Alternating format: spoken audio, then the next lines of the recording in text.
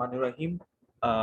मैं हूँ आपका होस्ट मोहम्मद हाशिर और आज हम इलेक्ट्रिक सर्किट्स के मज़ीद प्रॉब्लम्स डिस्कस करेंगे अपने इस लेक्चर के पार्ट 2 के अंदर, जिसके अंदर फर्दर ऑन इंशाल्लाह मैं आपकी पूरी कोशिश करूँगा और आपके फर्दर कॉन्सेप्ट्स क्लियर होंगे। एक बात का आपने इधर ध्यान रखना है कि गलतियाँ मुझसे भी हो सकती हैं क्योंकि मैं खुद एक स्टूडेंट हूँ, लेकिन मेरी कोशिश ये है कि जितना मैक्सिमम आउटपुट आपके ऊपर यहाँ हार्ड कर सकता हूँ। तो बिस्मिल्लाहिर्रहमानिर्रहीम, हम अपना लेक्चर स्टार्ट करते हैं।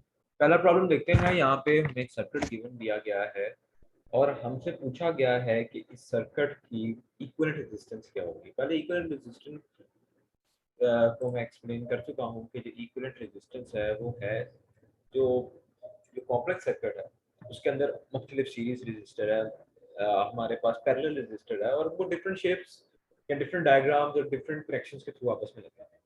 तो हमने उसको सॉल्व करके इंटीग्रेट करना है और एक सर्किट बना देना है। ठीक है, तो आप पहला इसके क्वेश्चन को देखते हैं। अब पहले क्वेश्चन के अंदर यहाँ पे दिया गया है कि अब आप राइट साइड से अगर देखें तो यहाँ पे एक रेजिस्टेंस 1 ओम की दी गई है और एक रेजिस्टेंस हमें यहाँ पे 5 ओम की दी गई है। अगर आप गौर करें कि 1 और जो 5 ओम है आपस के अंदर सीरीज में कनेक्ट है। हमें कैसे पता लगा कि 1 का एंडिंग पॉइंट 5 का स्टार्टिंग पॉइंट यहाँ पे है। तो इससे हमें साफ पता लगा कि दोनों सीरीज के अंदर है। इसका मतलब ये हुआ कि ये इजीली सॉल्वेबल है। तो हम क्या करते हैं कि इन दोनों को ऐड करते हैं। ये दोनों जो कि सीरीज में है तो इनको ऐड किया जा सकता है। एक और चीज यहाँ पे नोट करें कि जो 3 ओहम है और ये जो 5 ओहम है ये आपस में पैरेलल में है। पैरेलल की निशानी मैंने आपको बताई थी कि साइड बाय साइड कनेक्शन हमें नजर आना चाहिए। तो वो एक बड़ी कॉम्प्रिहेंसिव सी निशानी है हमारे पास पैरेलल की। वो अंडरस्टूड बात है कि वो चीज़ पैरेलल है। तो आए इसके सॉल्यूशन की तरफ थोड़ा बढ़ते चलें और इसको सॉल्व करने की कोशिश करते हैं। यहाँ पे देखें कि 1 और 5 क्योंकि सीरीज रेजिस्टेंस तो हमारे पास जो टोटल रेजिस्टेंस है उनका सम आ जाएगा। 1 और 5 आपस में यहाँ पे ऐड हो गए। 1 और 5 ऐड हो गए तो यहाँ पे हमारे पास आ गया 6। इसी तरह हमारे पास 6 और 3 आपस में पैरेलल में है। तो पैरेलल में मैंने शॉर्टकट फॉर्मूला बताया था कि प्रोडक्ट अगर दो रेजिस्टर्स हैं in the case of the two register तो हम प्रोडक्ट ओवर सम का फॉर्मूला लगा सकते हैं। तो क्या किया हमने, क्या किया 3 को हमने प्रोडक्ट किया यहाँ पे 6 के साथ और हमने नीचे क्या किया 3 प्लस 6 कर दिया। तो हमारे पास यहाँ पे आंसर आ गया 2। अब आप गौर करें 2 और 2 आपस के अंदर सीरीज के अंदर है और 4 और 8 आपस में सीरीज के अंदर है। एक का एंडिंग पॉइंट अगले का स्टार्टिंग पॉइंट है। अच्छा, यहाँ पे एक बात याद रखनी है कि ये यहाँ पे सर्किट में एक चीज मिसिंग है कि यहाँ पे भी वायर है। वायर होना जरूरी है क्योंकि अगली डायग्राम ये मैंने रफली ऐड कर दी थी बगैर देखे, लेकिन यहाँ पे आपने कंसीडर करना है वायर है। और अगर वायर ना हो तब मैं आपको बताऊंगा तब क्या केस है। ठीक है, अभी हम डिस्कस कर लेते हैं कि लेट्स सपोज यहाँ पे आप सब्र करेंगे। ठीक है, अब 4 और 8 आपस में सीरीज में अगर बिलफर्ज वायर ना होती तो हम क्या करते हैं मैं आपको भी बताता हूँ। अच्छा, अब 2 और 2 आपस के अंदर सीरीज के अंदर है तो हम नेक्स्ट सर्किट के अंदर देखते हैं कि 2 और 2 सीरीज में थे। तो यहाँ पे हो गया था इन दोनों को मिला के जो हमारे पास जो सम आया था वो हमारे पास आया था 4 ओम। उसका जो सम था हमारे पास 4 ओम। अच्छा, जो 4 ओम हमारे पास सम आया था वो आगे देखा जाए तो इसके साथ पैरेलल के अंदर है। तो मैं क्या करूंगा, मैं रफ वर्क में 6 को मल्टीप्लाई करूंगा 4 के साथ और उसको डिवाइड कर दूंगा 6 प्लस 4 के साथ। तो ये आपके पास जो आंसर आ जाएगा वो आंसर आपके पास आएगा 2.4। ये दोनों आपस में सीरीज में थे तो 4 आ गया और ये 4 इनका जो सम था 4 और 6 आपस में पैरेलल में थे तो हम उसको सॉल्व करके 2.4। अब देखा जाए तो तीनों रेजिस्टेंसेस के अंदर एंड टू एंड कनेक्शन लिखा हुआ है, यानी कि पहले का एंडिंग पॉइंट अगले का स्टार्टिंग पॉइंट है और अगले का जो एंडिंग पॉइंट है और इस रेजिस्टेंस का स्टार्टिंग पॉइंट है। तो तीनों सीरीज के अंदर है तो हम सिंपली इनको ऐड कर सकते हैं और जब हम सिंपली इनको ऐड करेंगे तो आप 8 और 4 12 हो जाएगा और ये आपके पास 14.4 आपके पास आंसर आ जाएगा। अच्छा, अब आप कह रहे थे कि ऐसा केस हो कि इधर वायर ना लगी, ठीक है, क्योंकि वायर लगने से सर्किट पूरा हो जाता है। अच्छा, अब इधर वायर लगने से क्या हुआ कि ये सर्किट क्लोज हो गया। अगर मैं कहता हूँ यहाँ पे वायर नहीं है, इसका मतलब है यहाँ पे भी हमने वायर यहाँ पे वायर नहीं है, तो उसके अंदर केस क्या होना था, हमने यहाँ तक तो सॉल्व कर लेना था। उसके बाद मसला इतना नहीं है, हमने क्या करना था, हमने देखना था वहां पे कनेक्शन कैसा इस्टेब्लिश हुआ। तो ये जो इस सर्किट के अंदर वो एज इट इज इशू नहीं था कि यहाँ पे भी एक रेजिस्टेंस तो थी, और जब हमने इसको सॉल्व कर लेना था तो हमारे पास 2.4 आना था, वो भी रेजिस्टेंस यहाँ पे, वो रेजिस्टेंस यहाँ पे होनी थी, उसके बाद एक रेजिस्टेंस यहाँ पे होनी थी। अच्छा, अब इधर वायर हो कोई फर्क नहीं पड़ता, उसकी वजह ये है कि हमारे पास अगर देखा जाए तो सिंपल जो लीनियर सीरीज सर्किट है उसका कुछ कनेक्शन ऐसे होते हैं, ठीक है। अब इसका एंडिंग पॉइंट, इसका स्टार्टिंग पॉइंट है, इसका एंडिंग पॉइंट का स्टार्टिंग पॉइंट है, तो ये तीनों सीरीज में है, तो यहाँ पे भी वायर अगर हो या ना हो, इस खास किस्म सर्किट में कोई इफेक्ट नहीं होगा। वैसे हम आगे जब जाके सॉल्व करेंगे, यहाँ को प्रैक्टिस प्रॉब्लम दूंगा, वहां पे थोड़ा थोड़ा फर्क आएगा, लेकिन यहाँ पे इस केस में हमने यहाँ से एनालिसिस किया कि यहाँ पे कोई फर्क नहीं आया, तीनों ही आपस के अंदर सीरीज के अंदर है। तो I hope you got the point कि तीनों यहाँ पे सीरीज के अंदर है। क्यों? क्योंकि यहाँ पे एक end to end connection establish हो चुका है। अब वायर है या नहीं है वो एक इशू नहीं रहा, और वो सर्किट इजीली सॉल्व हो गया। इसके बाद अब एक हमारे पास कॉम्प्लेक्स सर्किट आ गया। अब इस कॉम्प्लेक्स सर्किट में जो मेन बात हम सीखेंगे उसका ताल्लुक है डायगोनल रेजिस्टेंसेस।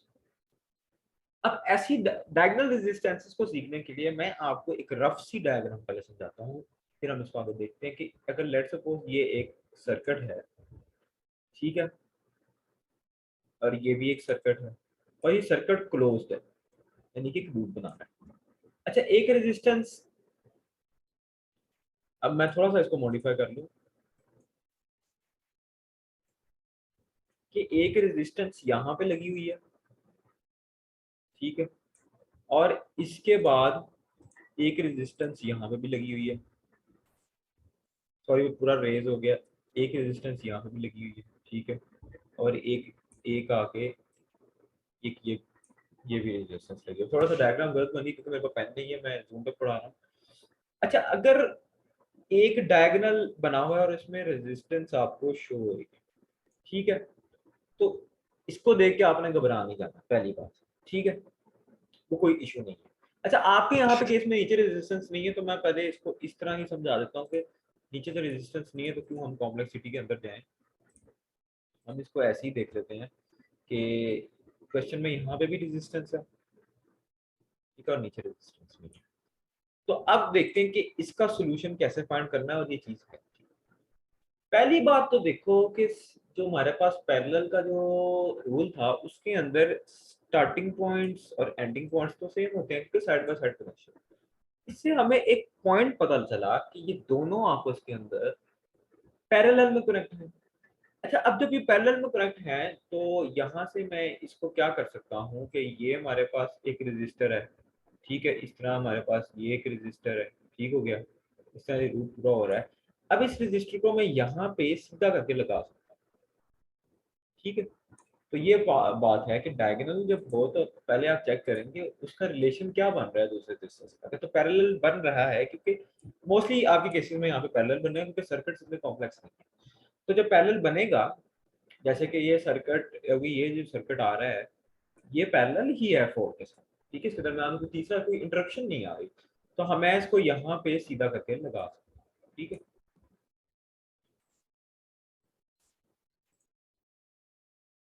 अब आए इसके सॉल्यूशन की तरफ चलते हैं।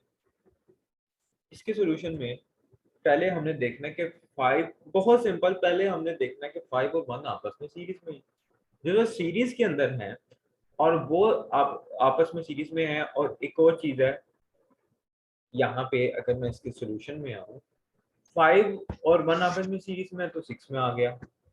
12 और 4 आपस में पैरेलल है, 12 और 4 आपस में, 12 और 4 आपस में यहाँ पे पैरेलल है। इसी तरह 6 जो कि डायगोनल है, और इसका इसका एंडिंग पॉइंट जो टर्मिनल है, आपने टर्मिनल को देखना है, पीछे कोई मसला नहीं है कि side by side connection exist करना चाहिए, साइड बाय साइड। अब ये देखो, ये एक वायर है और इसका इसका भी, अगर ये इसका एंड पॉइंट है तो ये डायरेक्टली कनेक्ट हो रहा है इसके साथ, ठीक है, ये आपस में कनेक्ट हो रहा है और ये आपस में कनेक्ट तो हो ही रहा है, ठीक है। तो अब क्या कर सकता हूँ कि मैं इसको, जो 12 ओहम को है, मैं इधर लगा सकता हूँ, ठीक हो गया। और जो हमारे पास जो 6 ओहम है, इसको मैं इधर लगा सकता हूँ। अब हमारे पास 4 ओहम और जो 12 ओहम है आपस में है, पैरेलल हैं, तो मैं प्रोडक्ट ओवर सम ले सकता हूँ। मैं 12 को मल्टीप्लाई बाय 4 करूंगा, इसी तरह मैं 12 को ऐड कर सकता हूँ 4 के अंदर, तो हमारे पास यहाँ पे जो आंसर आता है वो हमारे पास 3 आता है, ठीक है, तो जो यहाँ पे लिखा हुआ है। इस तरह 12 और 3 को जब मैं प्रोडक्ट ओवर सम करता हूँ, यानी कि 12 को लेता हूँ और 12 को कह रहा हूँ 6 और 3 को, तो 6 और 3 को प्रोडक्ट करूंगा, नीचे उनका सम कर दूंगा। तो जब मैं इनका प्रोडक्ट ओवर सम कर दूंगा तो यहाँ पे मेरे पास आंसर आ जाएगा 2, तो 2 आंसर आ जाएगा। अच्छा, फिर 2 और अब यहाँ पे जो कर दिया तो हमारे पास 2 आंसर आ गया। एक हमारे पास रेजिस्टेंस थी जो ऊपर दरमियान में है। तो ये डायगोनल को हमने इस तरह सॉल्व करना है। अब आप गौर से देखो कि यहाँ पे 6 और 3 फिर आपस में पैरेलल के अंदर है, तो फिर मैं प्रोडक्ट ओवर सम दूंगा तो ये वाला, ये रेजिस्टेंस आपकी 2 रह जाएगी, 1 ऊपर है और ये। अब देखो तो यहाँ पे 2 और 1 आपस में जो कनेक्शन इस्टेब्लिश कर रहे हैं, वो हमारे पास कनेक्शन है यहाँ पे सीरीज का। तो जब सीरीज का कनेक्शन आएगा तो ये हो जाएगा 3, एक तो ये चीज हो जाएगी, ये आ जाएगा आपके पास 3 आ जाएगा, 2 दरमियान वाला ही रहा और ये आ जाएगा 10। ये तीनों आपस के अंदर, अब क्या है कि हम इसको, या तो आप इन दोनों को प्रोडक्ट ओवर सम ले लो, एक तो ये हो सकता है, एक ये हो सकता है कि आप 1 डिवाइडेड बाय 10 का लो, अगर तीनों को इकट्ठा सॉल्व करना चाह रहे हैं, 1 डिवाइड बाय 10 हो जाएगा, प्लस हो जाएगा 1 ओवर 2 हो जाएगा, उसके बाद 1 ओवर 3 हो जाएगा। इन दोनों को एलसीएम लो, सॉल्व करो और इन्वर्स कर लो, क्योंकि हमारे पास लेफ्ट हैंड साइड के अंदर 1 ओवर टोटल रेजिस्टेंस है, क्योंकि हमें सिंगल चाहिए, हमें रेसिप्रोकल ऑफ रेजिस्टेंस नहीं चाहिए। तो आप किसी तरीके से भी कर सकते हो, इन दोनों का प्रोडक्ट ओवर सम करना है तो मैं इसका प्रोडक्ट ओवर सम बता देता हूँ आपको। 3 × 2 3 + 2, तो आपके पास आंसर था 6.5। अब इन दोनों का प्रोडक्ट ओवर सम लिया तो मेरे पास जो आंसर आया वो आया 1.2 आ गया। और 1.2 को मैंने जब इसके साथ ट्रेड किया, अब क्योंकि ये आपस में क्या आ जाएगा, फिर सीरीज के अंदर आ जाएगा। फिर अगर तीनों को देखना है तो ये पैरेलल के अंदर है, अगर आपने अगर दो को सॉल्व कर लेना है तो जब दो को सॉल्व कर लोगे तो आपके पास जो सर्किट की शेप आएगी, मैं उसको एक्सप्लेन कर दूं। तीनों तो अगर आप देखो, तीनों के स्टार्टिंग पॉइंट का भी पॉइंट सेम है, यानी कि अगर आप देखो कि तीनों का एनालिसिस करो तो तीनों के स्टार्टिंग पॉइंट्स सेम है, यानी कि स्टार्टिंग पॉइंट यहाँ पे इधर आके मैच कर रहा है, इसका स्टार्टिंग पॉइंट इधर आके मैच कर, दोनों कनेक्ट हो रहे हैं, starting point side by side connect हो रहे हैं, और इसका भी स्टार्टिंग पॉइंट आके इधर कनेक्ट हो रहा है, इस तरह एंडिंग पॉइंट भी एक पॉइंट पे आके कनेक्ट हो रहा है, तो तीनों को यकदम तो आप पैरेलल कह सकते हो। लेकिन अगर आप कहते हो कि मैंने करना है जी प्रोडक्ट ओवर सम वाले फॉर्मूले से, तो फिर सर्किट्स को भी उसके मुताबिक सॉल्व करना पड़ेगा।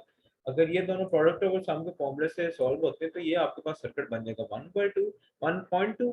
अब क्या होते हैं, ये रेजिस्टेंस लगी है, उसके साथ नीचे जाके ये रेजिस्टेंस लगी है, ठीक है, तो ये रेजिस्टेंस लगी है तो ये आपके पास 10 है, तो ये हम आपके पास 1.2 लिखा है। तो जब जब ये दोनों को मैंने पैरेलल कर दिया है, पैरेलल सॉल्व कर दिया, तो बेचारा एक रेजिस्टेंस बन गई ना 1.2 की, फिर उसका डायरेक्ट कनेक्शन यहाँ पे 10 के साथ वो जा रहा है, पहले इसका एंडिंग पॉइंट, इसका स्टार्टिंग पॉइंट, ठीक है ना। तो इन दोनों को सम अप कर लो तो आपके पास मेरा ख्याल आता है 11.2।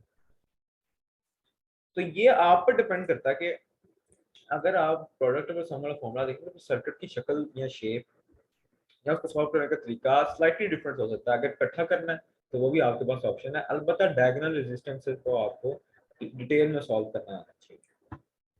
अगले क्वेश्चन की तरफ चलते हैं। अब इस क्वेश्चन के अंदर भी कुछ थोड़ी सी वही चीज है और इसको भी उसी तरह ही आपने समझना है। सबसे पहले आपके जो सर्किट्स आपने सॉल्व करने हैं उसके अंदर एक चीज आप ध्यान में रखेंगे, वो ध्यान में रखेंगे ये चीज है कि सबसे पहले इजीएस्ट पार्ट को सॉल्व किया जाए। अब यहाँ पे इजीएस्ट पार्ट जो फिलहाल मुझे नजर आ रहा है, वो इजीएस्ट पार्ट क्या चीज है, वो है 20 और 5। अगर आप गौर करो ये 20 और 5 आपस में पैरेलल है, तो मेरे पास देखो दो रेजिस्टेंस है, तो यहाँ पे मैं प्रोडक्ट और सम वाला फॉर्मूला ही लेके चलूंगा, और जब मैं इसको प्रोडक्ट और सम करूंगा तो मेरे पास 4 ओहम आ जाएगा। तो ये एक रेजिस्टेंस मेरे पास 4 ओहम बन गई, पहली बात। दूसरी चीज ये यहाँ पे ये है कि इनके जो वन का जो टर्मिनल है वहां पे, अच्छा डिपेंड जरूरी नहीं है कि ये यहाँ पे आते टर्मिनल, ये बात एक ही है, ये यहाँ पे भी कनेक्ट कर दो तो इसका ताल्लुक 1 ओहम के साथ, इसके एंड का इसके साथ ताल्लुक है।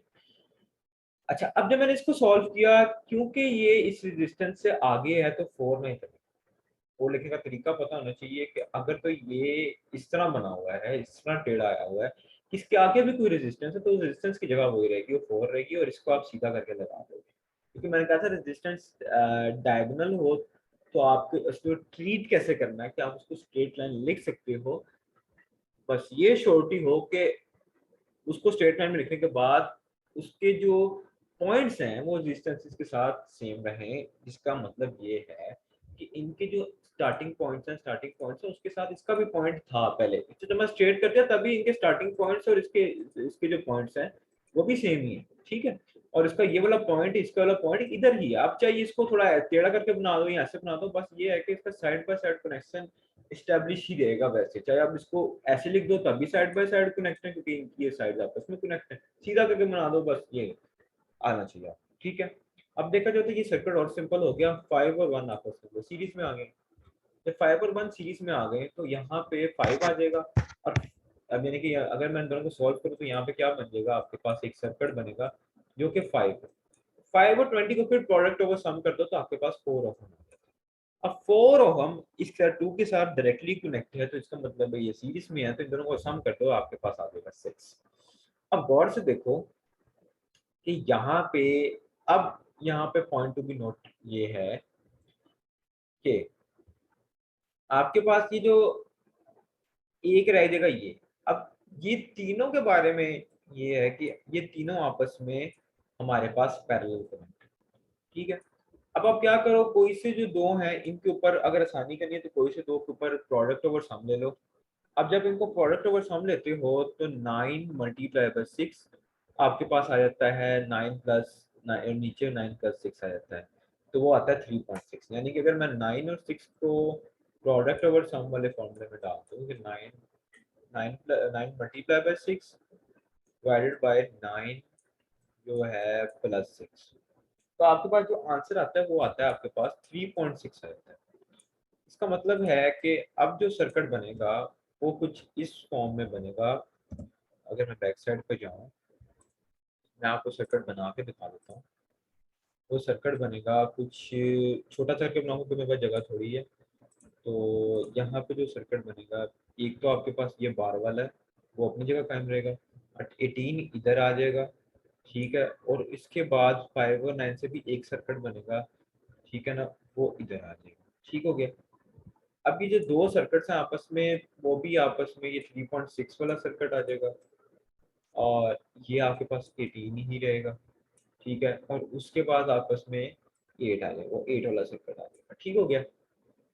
अगर डायरेक्टली सॉल्व करना है तो ये चारों के ऊपर वो पैरेलल वाला फॉर्मूला लगा लो, 1/6 प्लस 1/9 प्लस 1/18 प्लस 1/8, और इधर भी कोई फर्क नहीं पड़ेगा, मेरे केसेस में कोई फर्क ही नहीं पड़ा, ये एक ही बात है। क्योंकि इसको आप यहाँ पे एंड एंड ज्वाइन कर लो, तो ज्वाइन ना आपको नजर आए तो आप इसको यहाँ पे आके एक टर्मिनल पे ज्वाइन कर सकते हो, ठीक है। अब या तो उस तरह कर लो, वो अगर वो नहीं कर सकते तो मैं तो कहता हूँ बेहतर है कि आप दोनों को प्रोडक्ट ओवर सम से ही सॉल्व कर लें। तो 3.6 को जब मैं इधर प्रोडक्ट ओवर सम के लिए करूंगा तो 3.6 multiply by 18, 3.6 multiply by 18 divided by 88 plus 3.6 होगा। अच्छा, एक तो ये तो था कि मैंने इन दोनों को सॉल्व कर लिया, साथ ही इनके सीरीज में है, तो मैं आपके सामने ये प्लस कर सकता हूँ डायरेक्ट करने के लिए 8। तो जब आप इसको सॉल्व करेंगे आपके पास आंसर आएगा 11। तो इसमें बस आपने ये बातें याद रखनी है। इस लेक्चर को बनाने का मेरा मकसद ये था कि कुछ कॉम्प्लेक्स सर्किट्स हैं जो कि सॉल्व हो जाएंगे। लिंक मैं डिस्क्रिप्शन में डाल दूंगा, चंद एक सवाल अगर आपका दिल करे या प्रैक्टिस करने का या मजीद आप इसको करना चाहें कि इसको पक्का करना चाहिए तो आप प्रैक्टिस बुक इस्तेमाल कर सकते हैं, नहीं तो एक बुक है जहाँ पे ये बहुत ज़्यादा सर्किट्स दिए गए हैं, मैं आपको सेंड कर दूंगा, उसका लिंक डिस्क्रिप्शन में डाल दूंगा। फर्दर मोर अगर ये आपके पास वैसे रेजिस्टेंस की छोटी वैल्यूज है, लेट्स सपोज आपके पास रेजिस्टेंस के अंदर इतनी बड़ी वैल्यू दी होगी 750 ओम दी, तो आपने घबराना नहीं है, उसको इमेजिन कर लेना है 7.5 इमेजिन कर लेना है, ठीक है। और अगली भी अगर कोई 950 दी हुई है तो उसको 950 का एक सॉल्व नहीं कर देना, कैलकुलेशन मोटी हो जाएगी, उसको 9.5 बना देना है। और जब इनको सॉल्व कर लोगे, सारे सर्किट सॉल्व कर लोगे ना, एट द एंड जो आपके पास आंसर आएगा, लेट्स सपोज आपका आंसर आ गया 6.5, तो 6.5 को मल्टीप्लाई कर दो कि जितने जिस नंबर से आपने को डिवाइड किया था 100 से करते हैं तो आपका फाइनल आंसर आ जाएगा। तो अपनी कैलकुलेशंस को आप खुद ही इजी बनाएंगे।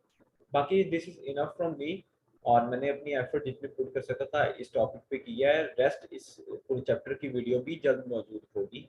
So that's from me. अब कोशिश पूरी करें, मेहनत करें, बाकी रिजल्ट्स अल्लाह पे छोड़ दें। और थैंक यू, अल्लाह हाफिज़।